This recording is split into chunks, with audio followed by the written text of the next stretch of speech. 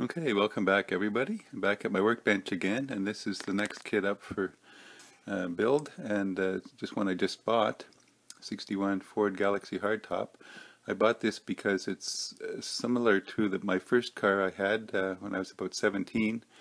I got a 1962 Mercury Comet, and it was about this color, green. Originally it was white, I think, but it was painted green. It had a red interior and a white steering wheel. I have found one of those kits. It was very expensive at the time. There is a promo kit for it, but I didn't get it, so this is going to have to substitute for now. You can build it three ways in a very customized version. I'll be building mine stock, so there's going to be a lot of parts left over, I guess. You get a trophy and a tape deck, reel-to-reel tape deck, a lot of customizing parts. And of course the decal sheet is quite customized. The instruction set here. There's other videos out there on YouTube where people have opened the box and shown what's in it. It's not too much of a build. It's a curbside, so there's no engine. I think so. There's lots of chrome parts, lots of optional grills and customized parts. It does seem a lot bigger than the scale. To me, it should be about a third that size for the actual car. It does say 1/25th scale on the box, but it does seem a little big. But anyway, we're going to go ahead with it. I'll get the parts out, wash them up, start putting them together and get some primer on them. So here we have all the white styrene parts that have been washed and just letting them dry a little bit. Like I said, it is a curbside kit, so you just have the body. The chassis has everything molded in, so that'll be quick paint. There's 4 screws that hold it together once it's pressed in place. The interior tub is all complete, all one piece, side panels and seats and floor and everything. There's quite a few strange looking parts, I guess, here for the customized version. And there's, I think this part here, I'll come to it again later. I've seen this mentioned before, that this is some kind of a little stand that you can attach to your bedroom wall, and it'll hold a little plaque, and you can set the model on that to display it. So they've included that from back in the old original issue of the kit.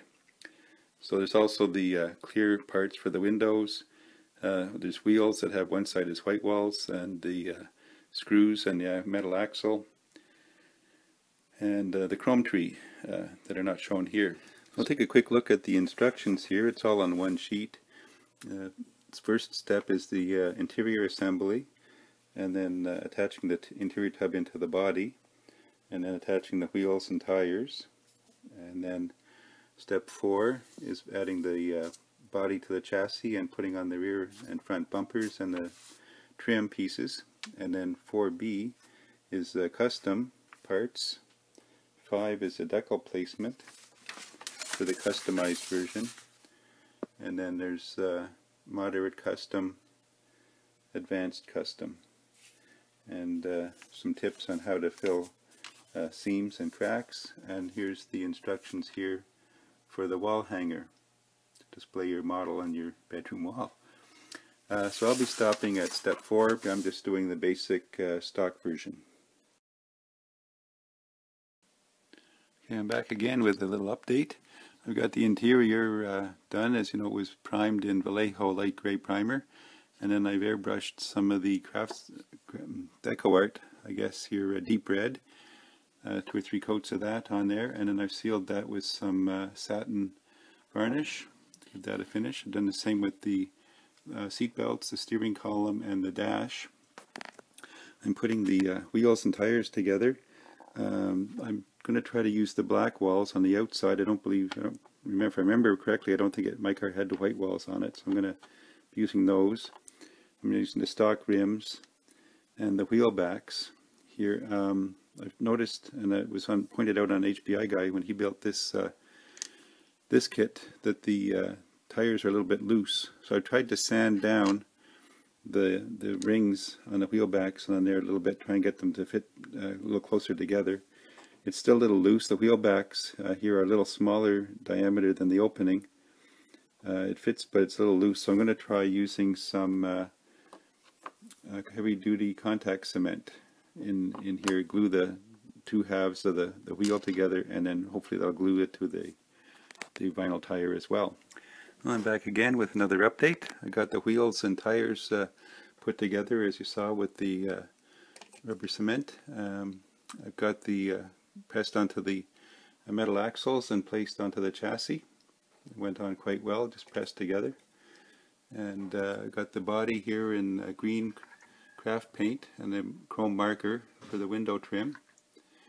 About 3 coats of acrylic paint on there and a coat of Future airbrushed on. Once I get it all together, I'll probably put another coat of Future on it.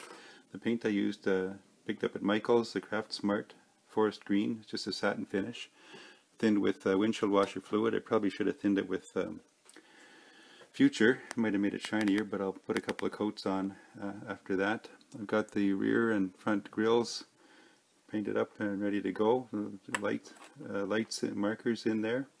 Rear bumpers ready to go. I've got the seat belts. I decided to paint them black because I think back then they didn't color match them to the interior colors, if I remember right. Got the interior in. I got the dash and the steering wheel glued in place. I got the pedals painted black. Gone over this with satin varnish, as I mentioned before. I think the Liquitex satin on the seats, and got the decal on for the speedometer and just some silver paint and a chrome marker to highlight the dash there. And that's about it. Not too many parts. A lot of parts left over for the different customized versions. So I just have to take the body, and it goes upside down. You put the windshield glass in. It's all one piece for the front and back. Set that on top, push the tub in, set the chassis on top, and then there's 4 screws. Pull it all together and hold it together, and then just a matter of putting on the bumpers, the grille, and the mirrors. So stay tuned. We're getting near the end. Okay, I've got the windshield pieces in and the interior tub over the pins, and the plastic washers over the pins there. Make sure you have the bumpers in because they line up here and here. And then when that screws in, that'll pull it together, and then you put the chassis on. Okay, I'm back, and I've got the final version. Everything went together pretty well. I had a little trouble pressing in the rear tail light panel. I think because of the extra paint on there, I just had to scrape that off to the point where it would just pop in. Like I said before, I got the windshield glass in, pushed the tub in, got the front and rear bumpers on, and the tail light panel. And then put the chassis on and the 4 screws, and it all went together quite well. Unfortunately, I got a little scratch on the trunk, so I may have to try and tape it off and spray over it again. And again, the bottom is just black and silver. Didn't do too much there. I sanded the tires a little bit. It does roll. And these are all the leftover parts for the customization versions.